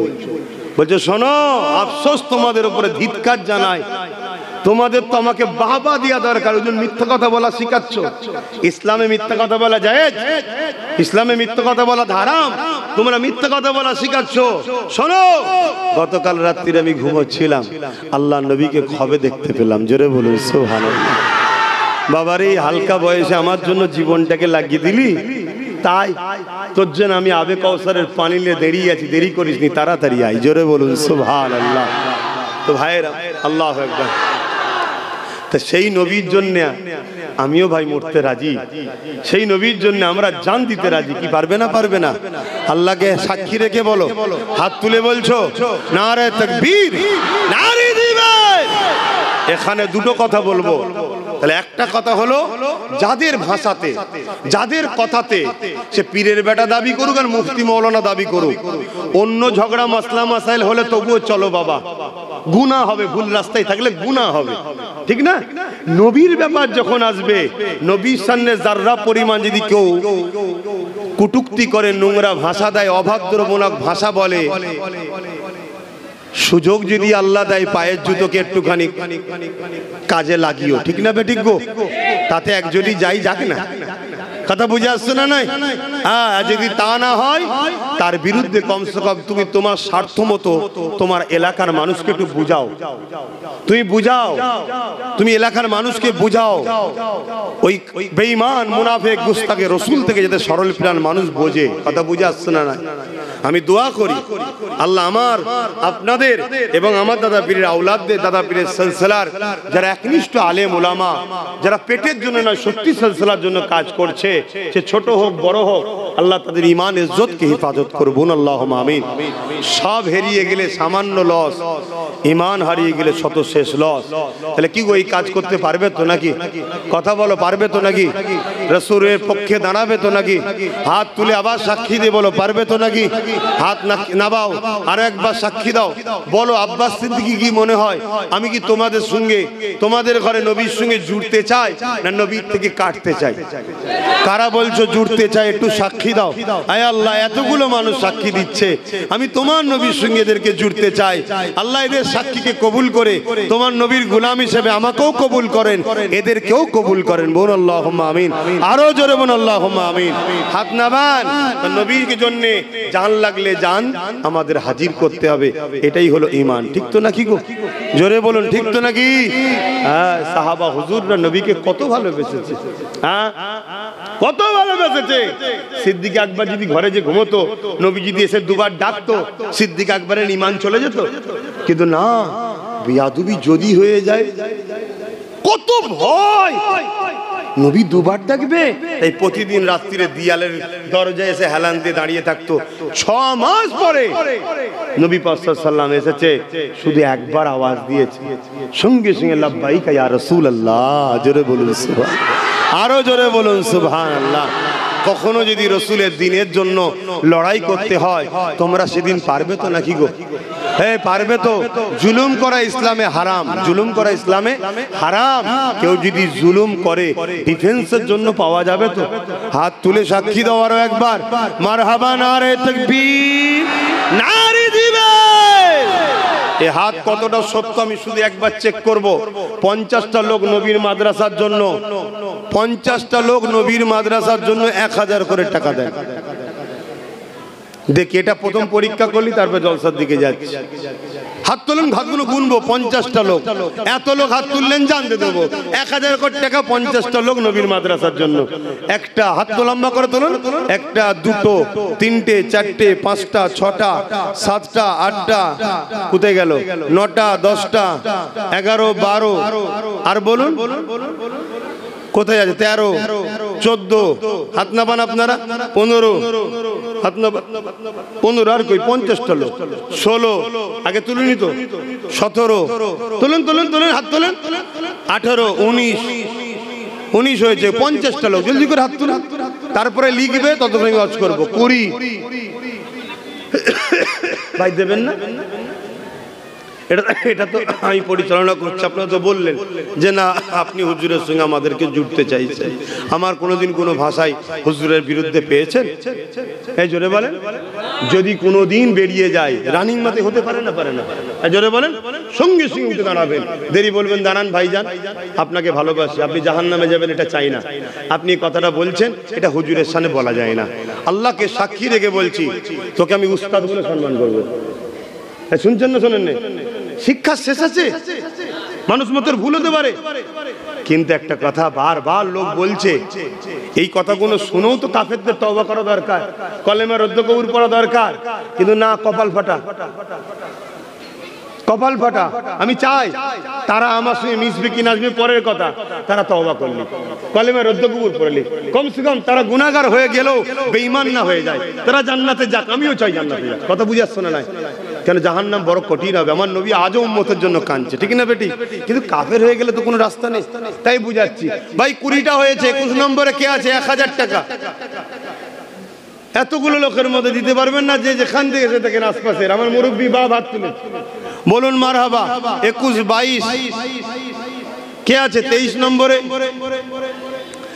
একটু লম্বা করে হাত তোলেন না ভাই, একটু বলেন, একটু বলেন। খুব অবস্থা খারাপ নেই কাজ কারবারের, আমি জানি না, তবে কেন্দ্রে যে সরকার এসেছে পুরো দেশটাকে শেষ করে দিয়েছে, পুরো দেশটা শেষ করে। মানুষের কাজ কারবার এবং মিল মহব্বতও নেই মানুষের মধ্যে, সব সময় ঝগড়া, দেশে সব সময় ফিতনা। কোথা থেকে? কানাডা। বাপরে বাপ। ও আল্লাহকে নবীর দিদার নসিব করো, বলুন আমিন। কানাডা থেকে একজন দেখছে 5000 টাকা নবীর ঘরে দেবে, তার বাড়ি এখানে। ও আচ্ছা, ঠিক আছে। আল্লাহ তোমার বোনের নসিব বড় করো, সে আমারও বোন। তুই যদি আমার ভাই হোস, তোর বোন তো আমারও বোন। আল্লাহ আমার বোনকে জান্নাতে এক জায়গায় দেখা করাক, বলুন আমিন। দুনিয়ায় তো দেখা চলবে না, জান্নাতে দেখা চলবে। তখন তো যাই দেখাশোনা, ভাই বোনে বসে থাকবো, কথা বলবো। আল্লাহ যেন একসাথে আমাদেরকে জান্নাত দেয়। কেন আমরা গুনাহগার, গুনাহগার, গুনাহগার অস্বীকার করছি নি বাপ, গুনাহগার, কিন্তু আল্লাহ রাসূলের দুশমন নয়, ওলিয়া উলিয়াদের দুশমন নয়। ইনশাআল্লাহ আল্লাহ আমাদের দেবে, বলুন ইনশাআল্লাহ, বলুন ইনশাআল্লাহ। ভাই আমি বড় আশালে বলেছি, 22 জন হয়েছে। 23 নম্বরে কে আছে? হাত তুলবেন 1000 টাকা। 23 নম্বরে কে আছে? দেখি কাদ দিল কাঁদে। কমসে কম 30টা লোক হাত তোলেন, বড় আশালে বলেছি, তারপরেও দেখি কি হয়। 30টা লোক 23 নম্বরে কে হাত তুলবেন? ওই এই তো আমার এক ভাই 23 নম্বরে। ওই একজন আছে 24, 25, 25 কে আছে? আর 6টা দিয়ে দাও, তারপর জল শুরু করবো। 25 কে আছে? এই তো 25, 26, মাশাআল্লাহ মাশাআল্লাহ। তুই কি চিন্তা করছিলে কালাম দেবে যখন, এত চিন্তা করো কেন? 27, 27টা হয়েছে, আর 3টে মাশাআল্লাহ। নারে তাকবীর, নারে দিবে। এই 3টে কে কে হাত তুলে দেখি, দেবে? মাশাআল্লাহ 28 হয়ে গেছে, আর 2টো দরকার। একসাথে তুলে দে না, দু বন্ধু কেউ নেই, একসাথে তোল না ভাই আমার।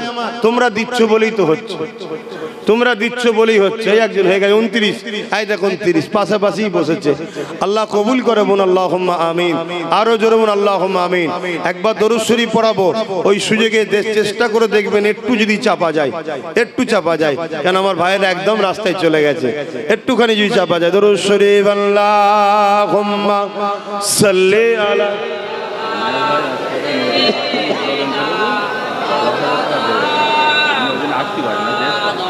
তাড়াতাড়ি তাড়াতাড়ি।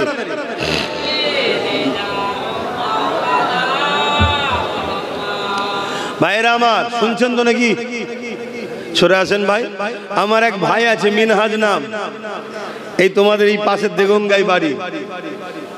আল্লাহ রুজিতে বরকত দিক, আজকে আবার একটা নতুন কারখানা উদ্বোধন করছে। কথা বুঝে আসছে? সে ভাই আমার নবীর ঘর মেজে হুজুরের নামে মাদ্রাসা। আল্লাহ মেজে হুজুরের দোয়া নসিব করুক, আমার নূর নবীরও দোয়া নসিব করুক। আল্লাহ তার কারবারকে আরো রুজিতে বরকত দিবেন, আল্লাহুম্মা আমিন।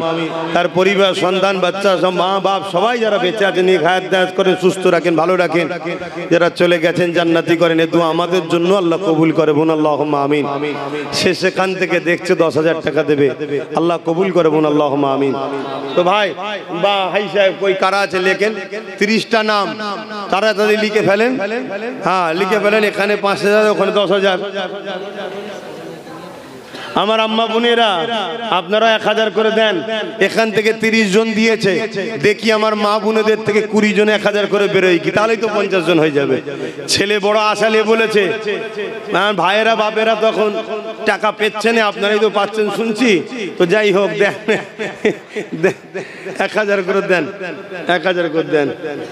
আহ কি করি, কোন দিকটা বলি আর কোন দিকটা থাক। দেন মা বোনের 1000 করে দেন। তবে আমার যারা ভালোবাসার লোক তারা তোমার লেই না, তারা নাই না। দুবাই এক ভাই আছে, দেখছেন কোথা দেখছে, কোথায় কোথায়, কানাডায় আমার বোন দেখছে, দুবাই আমার ভাই দেখছে, সেখান থেকে 2000। আল্লাহ কবুল করবো, আল্লাহুম্মা আমিন। আরো জোরে বোন আল্লাহুম্মা আমিন। তোর বোন কি ওখানে দুলাভাই কি করে? দুবাই তো ঘুরে গেছে, কানাডায় চলো লিজনে ঘুরে এসি। বাবা তা তো ভালো ব্যাপার, তা ভিআইপি ব্যাপার আছে। ও তা তো ভালো ঘরের তো, তাহলে আমাদের আত্মীয় তো হয়। হ্যাঁ, পানি গোবর হাফেজা হুজুর তো আমাদের আপনজন, ঠিক না বেঠিক? হ্যাঁ দেখবে তো ভাইয়ের আমার। তো যাক, আমি আলোচনার দিকে যাচ্ছি, তাহলে বুঝবেন কি করে নবী আছে কিনা দেখতে হবে, ঠিক না বেটি? কারো যদি এলেমের গরম দেখে ছোটে ঠকতে হতে পারে, কেননা ইবলিশ বড় এলেম ছিল কিন্তু গরমে থুকে গেছে। এ যুবকেরা, তরুণেরা, বাপেরা, আল্লাহ নবী বললেন ৭২ দল জাহান্নামী হবে। ওই দলের প্রত্যেকের মাথায় আম মানুষ থাকবে না, আলেমরাই থাকবে। শুনছেন তো? তাহলে আমরা কি দেখব? প্রথম দেখব সে আমার রাসূলুল্লাহকে কেমন মানে, তার দিলে আমার নবীর জায়গা কোথায় আছে। যদি ইমানদার হয়ে যায়, এবারে তার এলেম দেখব, নামাজ দেখব, রোজা দেখব, হজ দেখব, তাকওয়া দেখব, মুত্তাকি দেখব, পরহেজগার দেখব। ইমান নাই, বাকি গুলো দেখে কিছু লাভ নাই। ইমান আছে, এলেম রয়েছে, ইমান আছে, এলেম নাই। ইমানদার আলেমটার ইমান এলেম নাই যার, তার থেকে ইমানদার আলেমের সম্মান বেশি। হ্যাঁ, একজন ইমানদার আবার আলেম, আর একজন ইমানদার আমার মতো আলেম মূর্খ টুর্খ মানুষ, বেশি জ্ঞান টান নেই ভাই। তবে আল্লাহর শুকর, যেখানেই গেছি বাপ দাদার দুয়ারও সিলাই, নবী পাকের কদমেরও সিলাই, কোথা থেকে আল্লাহর কি সাহায্য হয় জানে না। বড় বড় সব বড় বড়, কেউ সাইকুল হাদিস, কেউ বুখারী পড়ায় 30 বছর, কেউ তাফসীর পড়ায়, ঝাড়ের চোটে 10, 15, 20 মিনিট, আধ ঘন্টা খুব জোর, সব আস্তে আস্তে পালাচ্ছে। কথা বুঝছেন না? বোঝেন না? যত বড়ই লাট সাহেব হয়ে যাস, আমার নবী পাক সাল্লাল্লাহু আলাইহি ওয়াসাল্লামের জুতো মুবারকের ধুলোর উপযুক্ত হতে পারিস না। সিদ্দিক আকবরের মতো মানুষ, high high high high high, Umar ফারুকের মতো মানুষ, মাওলা আলী শেরে খোদার মতো মানুষ, উসমান গনির মতো মানুষ আমার রাসূলের কাছে গোলাম এসে বসে থাকতো। শুনছেন? উমর ফারুকের দিলের মধ্যে যেটা হতো, যেটা বলতেন, যেটা হুজুর বড় খারাপ লাগছে, কিছুক্ষণ পরে জিবরাইল এসে আয়াত নাজিল করতো, ঠিক ওই ধরনেরই, যেটা উমর চাই না ওর উপরে আয়াত নাজিল করতো। তাহলে উমরকে আল্লাহ কত পাওয়ার দিয়েছে। সেই হযরত উমর ফারুক হুজুরের মতো মানুষ আকার দরবারে গোলামের মতো দাঁড়িয়ে থাকতো। আজ আব্বাস সিদ্দিকী কিসের মুফতি মাওলানা, কি হাইসিয়ত আছে আমার? শুকরিয়া আদায় করো, জামার মতো আব্বাসকে নবীর মেম্বারে আল্লাহ উঠতে দিয়ে দুটো লোককে জড়ো করিয়ে বলতে দিচ্ছে। কাল লোকের হাতে মার খেতে বেশিক্ষণ সময় লাগবে না নবীর বিরুদ্ধে লাগলে। শুনছেন না? শোনেননি? কোন জায়গায় কোন অ্যাঙ্গেলে আল্লাহ ফাঁসিয়ে দেবে গোস্তাকে রসুলদেরকে, আপনি দিশে হারা হয়ে যাবেন। আর যারা নবীর পক্ষে থাকে, হাজারো বিপদে লোক ফেলতে চাইলো, আল্লাহ তাকে গায়েবী সাহায্য করে তুলে দেবে। আল্লাহ তুলছে তো। তবে একটা দোয়া এটাও করবেন ভাই, দিল থেকে বলছি, ওপর দিকে থুতু ফেললে গায়ে পড়ে তো, তাই থুতু ফেলছি না। আল্লাহ আমার কিছু আপনজন তারা একটু ভুল চক্রান্তে পড়ে গেছে, দোয়া করবেন আল্লাহ তাদেরকে যেন আমার নবীর গোলাম, আমার নবীর পাগল, নবীর পক্ষে তাদেরকে আল্লাহ রাখে, গুস্তাকে রসুলদের থেকে দূরে আল্লাহ রাখে। বলুন আমিন। আরো জোরে বলুন আল্লাহুম্মা আমিন। এটা দায়িত্ব আছে না নাই? এবং যে ভাইগুলো সাধারণ মুসলমান, খেটে খাওয়া মানুষ, ব্রেন ওয়াশ হয়ে গেছে, ভুল বুঝানো হয়ে গেছে, তারাও গুস্তাকে রসুলদের পাল্লায় যারা পড়েছে, আল্লাহ সেই সকল সাধারণ মুসলমানদের ঘরও হিদায়াত ও কলেমার রদ্দ কবুল যেন নসিব করে, তওবা করার জন্য আল্লাহ তৌফিক দেয়। বলুন আল্লাহুম্মা আমিন। এবং যারা এই ভুল কথাগুলো বলছে, এদের জন্য বলতে হয় আল্লাহ হিদায়াত করুক। কি বলতে হবে না? হবে না? কিন্তু একটা কথাও বলতে লাগে, আল্লাহ বলেছে যদি কেউ আমি আল্লাহ আমার সঙ্গে বিয়াদবি করে, শুনছেন? আমার বাপগুলো শোনেন মন দিয়ে, আব্বা কেন আপনারাই ছেলেগুলোকে বুঝাবেন না? যদি কেউ আমার সঙ্গে বিয়াদবি করে, ভাই যেগুলো দাঁড়িয়ে আছো মন দিয়ে শোনো ভাই, দাঁড়িয়ে থাকো, বসতে হবে না, জায়গা নেই, একটু মন দিয়ে কিন্তু শুনে যাও। এ বেটাকে যদি পছন্দ নয় বাদ দেন, কোনো অসুবিধা নেই, ইমানটা বাঁচাও ভাই, ইমানটা বাঁচাও।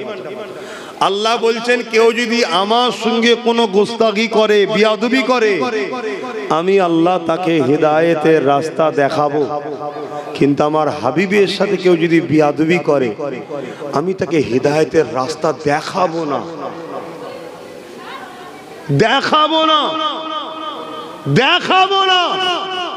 আমার ভয় হচ্ছে অনেক সময় আল্লাহ এত টাকা দেয়, এত লোকের পিয়ারা করে দেয়, যাতে আমার ভুলটাও বুঝতে না পারি আমি। শুনছেন? আমার এই বাপটা উপরে আসেন না, আসুন শুনছেন না? শোনেন, জানি বাপ মুরব্বীরা নিচেই বসে থাকে, কিছু করার নেই, যে বলবে তাকে উপরে না দিলে তো বুঝে যাবে না। বসেন, মুখটা চিনা চিনা লাগছে বাবু। জি জি, কি বলছি শুনছেন? আল্লাহ বলছে তাকে আমি হিদায়েতের রাস্তা দেখাবো না। আল্লাহ যদি কাউকে হিদায়েত না দেয়, সে হিদায়েত হতে পারবে? আমি হিদায়েত হয়েছি, আল্লাহ আমাকে হিদায়েতের রাস্তা দেখিয়েছেন দয়া করে, তাই আমি নসিবে হয়েছে। শুনছেন? আল্লাহ আমাদেরকে দিয়েছে, বলুন আমিন, বলুন আলহামদুলিল্লাহ।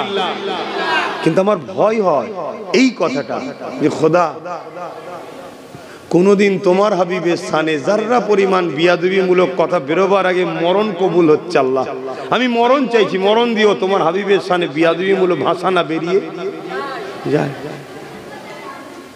শেখ সাদি রহমতুল্লাহ আলাইহি বলছে, কেউ যদি মুশকে আম্বার দিয়ে 70,000 বার মুখকে কুল্লি করে, 70,000 বার পানিতে কুল্লি করে না, মুশকে আম্বার দিয়ে কুল্লি করে, তারপরেও যদি আমার নবীর নাম ধরে, ওটাও বিয়াদবি।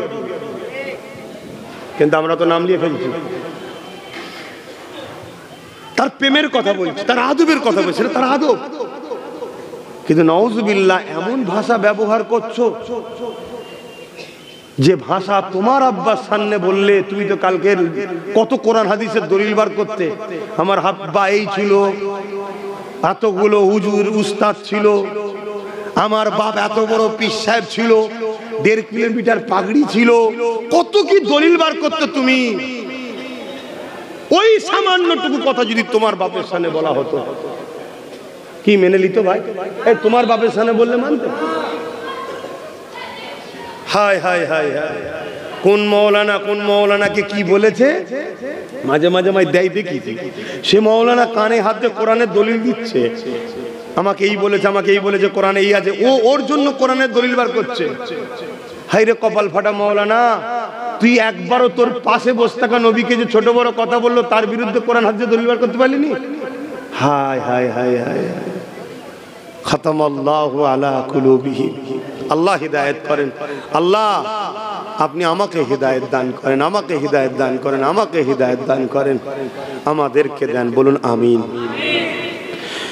বাপেরা জাহান্নাম বড় কঠিন হবে, আল্লাহ বা ছাড় দিয়ে যে ছেড়ে দেয়নি, তাহলে আখেরি জামানা ইসলামের দুশমনেরা কোনো দিক দিয়ে আমাদেরকে মারতে পারছে না, কোনো দিক দিয়ে আমাদেরকে মিটিয়ে দিতে পারছে না, কোনো দিক দিয়ে মুসলমানদেরকে শেষ করে দিতে পারছে না।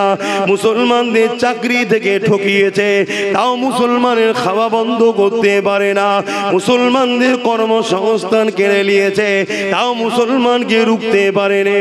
মুসলিম ছেলেদেরকে গান ফাংশন যাত্রায় 20 বছর নিয়ে যায়, আবার বয়স হলে ওই মুসলমান ছেলে তওবা করে আল্লাহর ওলির দরবারে গিয়ে বায়াত হয়ে নামাজে পড়ে চোখের পানি ফেলে কাঁদে, হজ করে এসে ক্ষমা চেয়ে, তাও একে মিটিয়ে দিতে পারছে না। কোনোভাবে যখন পারেনি, কেস দিয়ে পারেনি, জেল ভর্তি করে পারেনি, এই ইসলামের দুশ্মন গুলো কোটি কোটি টাকা খরচ করে ইসলামের লেবাসে মুফতি সুরাতে মাওলানা বক্তা হাফেজের সুরাতে মসজিদ মাদ্রাসা বানিয়ে সেই জায়গা থেকে আমার নবীর দুশমন তৈরি করে মুসলমান সরল পিরানগুলোকে কাফের বানিয়ে দিতে লেগেছে।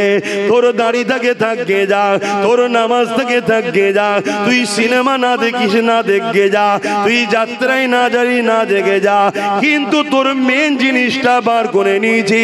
এবারে তোদের ওপরে যখন হামলা করা হবে, তোদের নবীকে যখন গালিগালাজ দেওয়া হবে, তোদের মসজিদ মাদ্রাসা কোনো ওয়াকাফ সম্পদকে যেমন লুটে নিতে লেগেছে, আজ আন্দোলন বন্ধ হয়ে গেছে, আজ আমাদের মুখে কথা বন্ধ হয়ে গেছে। আজ আমার নবী শানে এই বাংলাতে এক বেঈমান মানবরূপী পশু বলছে নবী নাকি তরোয়াল আর হাদিস ইসলাম প্রচার করেছে। কই আন্দোলন, কই প্রতিবাদ নাই। কে হকের পক্ষে, কে ন্যায়ের পক্ষে, এখনো তোরা আর বুঝতে পারবি না। বেঈমানকেই তোরা লিডার বানাবি, মুনাফিককেই তোরা লিডার বানাবি। দিনের শেষে যখন তোদের মসজিদ বাঁচাবার মিটিং হবে, ওর মধ্যে তোদের পক্ষে যারা থাকবে ওই গুণও কিন্তু আমাদেরই হাকিকাতে থাকবে। আমরা আইন পাশ করে নেব, সব তোদেরকে মিটিয়ে দেবো। এই পরিকল্পনা হতে লেগেছে। এই পরিকল্পনা দিয়ে বাঁচার একটাই রাস্তা। এ যুবকেরা, বেঈমান কাফের উলামা থেকে সরে যান, বেঈমান কাফের মুফতি থেকে সরে যান, বেঈমান কাফের হাফেজ আলেম থেকে সরে যান। নবীর ওয়ারিস, নবীর প্রেমিক উলামাদের পক্ষে থাকেন। নবীর কথা যারা বেশি বেশি করে শোনায়, তাদের কদমের কাছে গিয়ে বসে, তাদের মুখের দিকে তাকিয়ে থাকেন। কি লাভ হবে?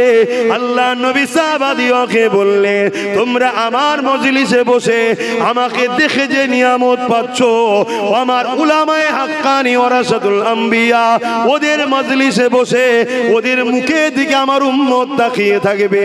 আল্লাহ ওদের আমলনামাতে ওই নেকি লিখে দেবে। আরো জোরে বলুন সুবহান।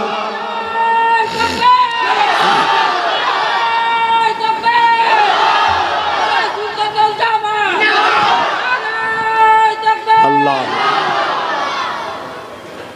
কথাই কেউ কষ্ট পেয়েছেন? আমি আপনাদের সঙ্গে ঝগড়া করছি না বাঁচতে চাইছি? আমি আবার জিজ্ঞেস করছি, আমি আমার সিলসিলার কোনো আলেমের হয়ে ঝগড়া করছি? আমার দাদর হয়ে? আব্বা, নবী পাক সাল্লাল্লাহু আলাইহি সাল্লামই হলেন দ্বীন, নবী হলেন কোরআন। শুনছেন? হ্যাঁ, সাহাবারা এসে আম্মা জান আয়েশা সিদ্দিকা রাদিয়াল্লাহু তাআলা আনহাকে জিজ্ঞেস করছেন, আম্মা, পর্দার আড়াল থেকে, আমাদের নবী কেমন ছিলেন? হায় হায়, সাহাবারা বলছেন নবী কেমন ছিলেন, আর আমাদের কাফের উলামারা বলছে নবী কি ছিলেন? বুঝছেন না, বোঝেন না? সব ভাষাগুলো বলতেও তো ভয় লাগছে, কেন বলতে গেলে তো উচ্চারণ করতে হচ্ছে, ওটাও টেনশন হচ্ছে যে আল্লাহ ধরে।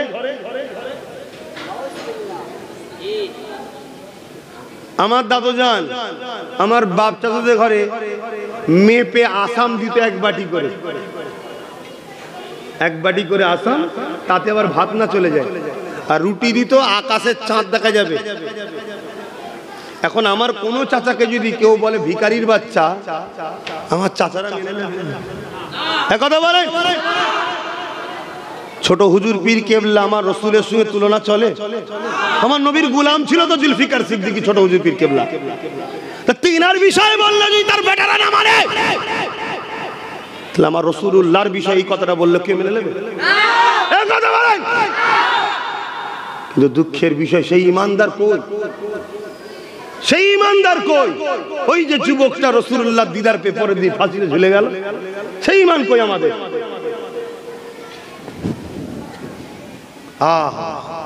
কিছুদিন আগে, এই গত পরশুদিন দেখলাম কোন একটা জায়গায়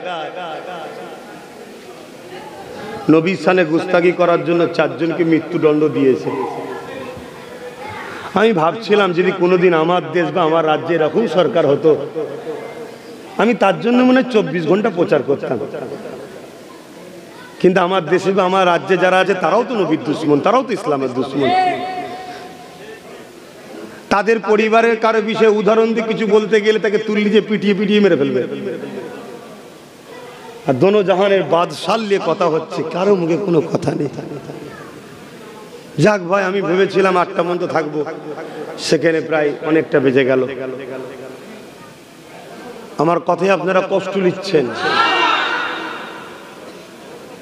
জানি না কারো মনের মধ্যে যদি যারা পরিমাণ এই কথাটা আসে যে সবই ঠিক আছে, এইসব কথা বলার কি দরকার, আমি তাকে বলবো আপনিও কলেমা পড়লেন। আমার অনুরোধ রইল আপনাকে। কেন? আমার সন্দেহ হচ্ছে। আপনি বাকিটা আরো মুফতিদের থেকে জেনে নেবেন, আরো ভালো হয়। আমার মনে হয় আপনারও কলেমা রদ্দ কবুল পড়ে নেওয়া দরকার, নতুন করে মুসলমান হওয়া দরকার।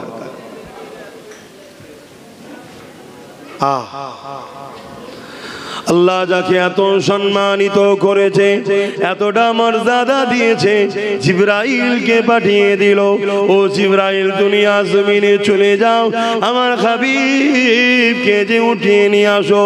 হযরতে জিবরাইল চলে এলেন দুনিয়া জমিনে, এসে আমার রাসূলুল্লাহ ঘুমাচ্ছেন দেখে জিবরাইল বলতে লাগলেন, আল্লাহ আপনার হাবিব ঘুমাতে লেগেছে। এ যুবকেরা, আল্লাহ যখন পাঠিয়েছে, আল্লাহ তো নবীর থেকেও বড়। এ কথা বলছো না?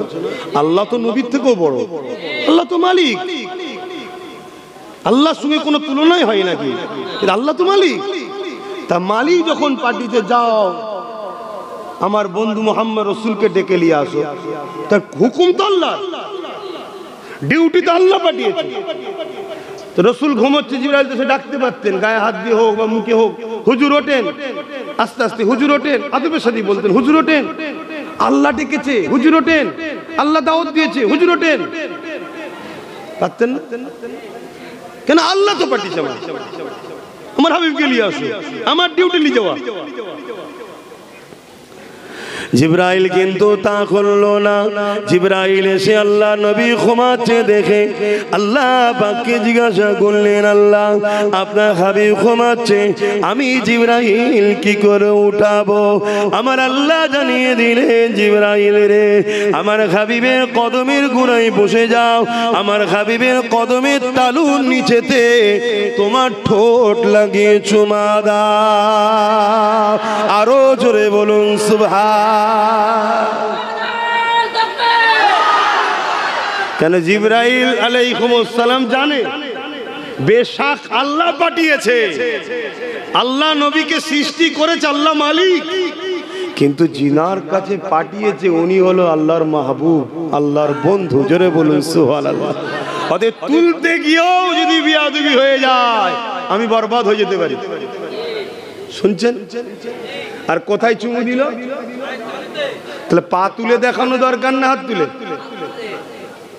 কেন পায়ের তালু দেখানে? আমি তো পা তুলে দেখাতে পারতাম যে পায়ের তালুতে চুমু দিয়েছে বলে পা তুলতে পারতাম। ওটাও একটা আদবের ব্যাপার। হাতের তালুর তলায় দেখিয়ে বললাম পায়ের তালুর তলায়, এটা এলেমে হয় না, এটা এখানে থাকলে হয় না, এটা এখানে থাকলে হয়। আরে কত বড় মৌলানা মুফতি, সব তো এখানে জিনিস। এলেম কোথায় থাকে? জোরে বলুন। এখানে। আর ঈমান কোথায় থাকে? এখানে।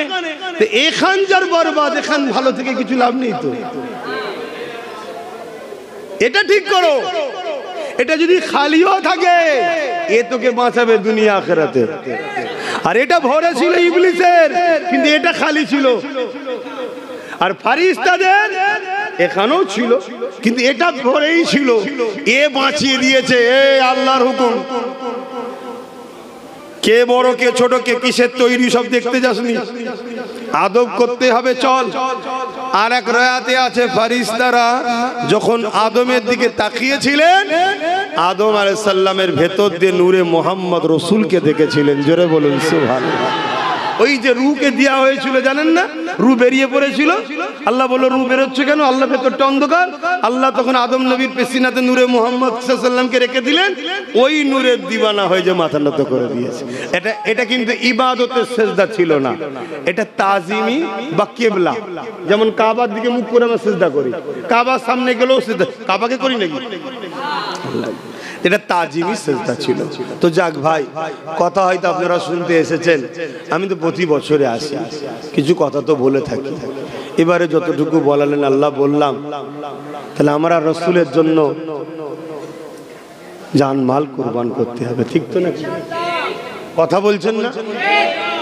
তাহলে আমি আপনাদের কাছে চেয়েছিলাম 30টা মানুষ দিয়েছেন, 5000 দিয়েছেন। আমি এবারে সংক্ষেপে আর একটা শেষ আশা করব, করে সংক্ষেপ করব। এতগুলো লোক বসে আছে, এর মধ্যে থেকে 100টা লোকের কাছে 500 কোটি টাকা চাইছি। নগদ থাকলে নগদ দেবেন, লেখকের পাশে নগদ লিখবেন, আর না হয় অদা করবেন প্রত্যেকের কাছে। ভাই প্রতিষ্ঠানটা চালাক, এটা আপনারা চান না কি গো? 500টা টাকা মাত্র এই ভাই নগদ দিয়ে দিচ্ছে। 500টা টাকা, 1টা 2টো 3টে 4টে 5টা 6টা 7টা 8টা 9টা, ওই হাত তোলেন, ঘর তোলেন, কারা দেবেন? আর 10টা 11 12 13, হাতটা গুনতে দেন, তোলেন না। 14, 100টা লোক চাইলাম, নেই। 15, 16, 17, 18, 19। কিছু রাগ আছে নাকি প্রতিষ্ঠানের সাথে? 20, 21, 22, 23। কি গো ভাই, প্রতিষ্ঠানের সঙ্গে রাগ আছে? 24, আর কে আছে? 25, 26, 27। বলেন বলেন বলেন, আর কে আছে? কই হাত লম্বা করেন, কে হাত তুলছে? 28, 29। তুমি হাত তুলেছিলে? 30। আল্লাহ তোমাকে কামিয়াবি করো। 30 হয়েছে, কই আর কই? কমসে কম 50টা কর বাবা, কেন সময় আমার নেই, 100টা করতাম, আমার সময় নেই। 31, কষ্ট হচ্ছে আমার। 31, বলুন বলুন। 32, কমসে কম 50টা কর। 32, আর কে? আর কে? 33-এ কে হাত তুলবেন? আর 18টা দরকার, 500টা টাকা এই নগদ থেকে দেবে, আর না হয় দিয়ে দেবে। 33, আর কই?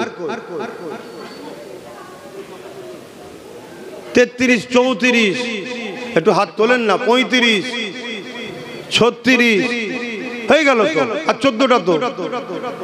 36, কই? 37। বলেন বলেন, আর কি আছে? মায়ের নামে 1000, ওটা 1000 কোটাইতে দেন মায়ের নামে। আল্লাহ কবুল করবেন, আল্লাহ। 37 হয়েছে তো নাকি? আর 13টা দরকার, কে আছে? আর 13টা ভাই একটু হাত তুলেন আমার সোনার ভাইয়েরা। 500 কোটি টাকা বলেন ভাই, নবীর ঘর, আল্লাহর নবীর ঘর দেন, দেন ভাই। দেখ একদল লোক তো ভেঙে দিতে চাইছে, আপনারা একটু দেন, দেন। কে আছে?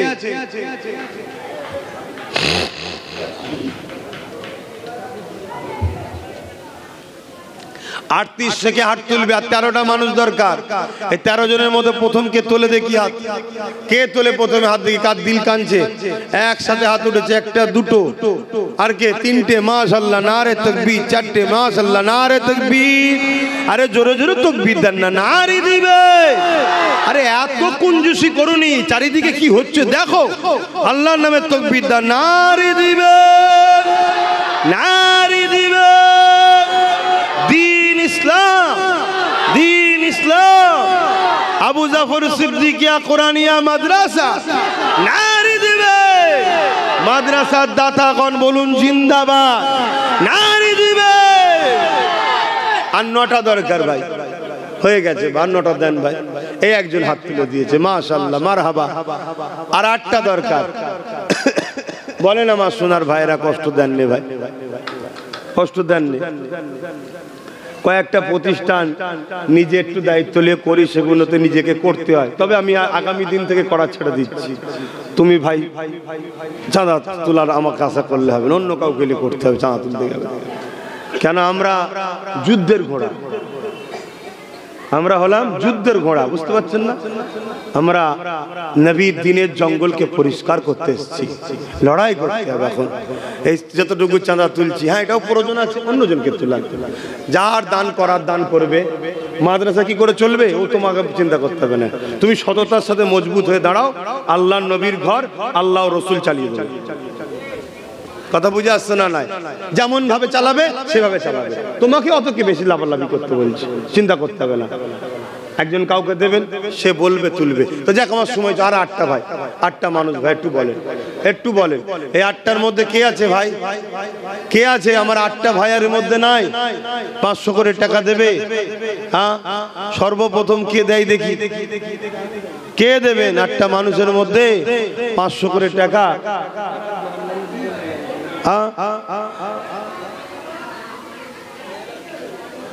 আমার মা বোনেরা তো 1500 করে বলেছেন, দিচ্ছে। বাচ্চাদেরকে পাঠান, মাদ্রাসার ছাত্রদের পাঠান, এমনি মায়েদের দিল নরম হয়। বাচ্চাদেরকে পেয়ে গেলে হাউ মাউ করে কেঁদে ফেলবে, আই বাবা শোনার চাঁদ, আই লেখ লেখ বাবা লেখ। না, আল্লাহ সৃষ্টি বড় নরম দিলের মানুষ মায়েরা। তোর বোন একাই সব শিকার নেকি নেবে? 3টে ভাগনার নামে 500 করে 1500, দাদুর নামে 500, 2000, আগে 5000। মৃত মৃত আল্লাহ জান্নাত নসিব করে। তো যাই হোক, দেবে আল্লাহ, কবুল করে বোন, আল্লাহুম্মা আমিন। আমাদের হাজী সাহেব 1000, 500 আল্লাহ কবুল করে বোন, আল্লাহুম্মা আমিন। তাহলে আর 2টো দরকার। এই 2টো ভাই কে আছে? 500 করে দেবেন দেখি। এই 2টো ভাই কে হাত তোলে দেখি? লম্বা করে হাত তোলে, নারে দিবে। এই যারা হাত তুলেছেন হাত তুলে রাখেন, হাতটা তুলে রাখেন।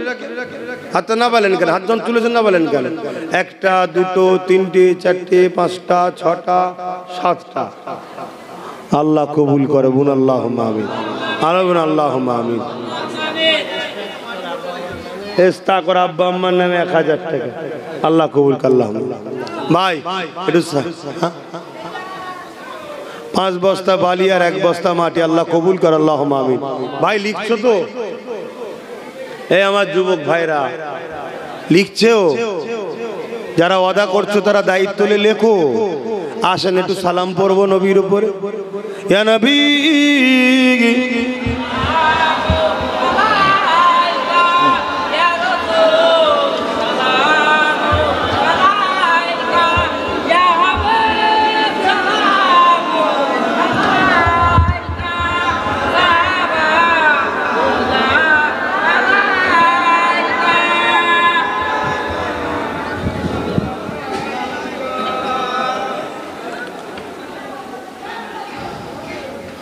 طلع البدر علينا من ثنيات الوداع وجب الشكر علينا ما دعا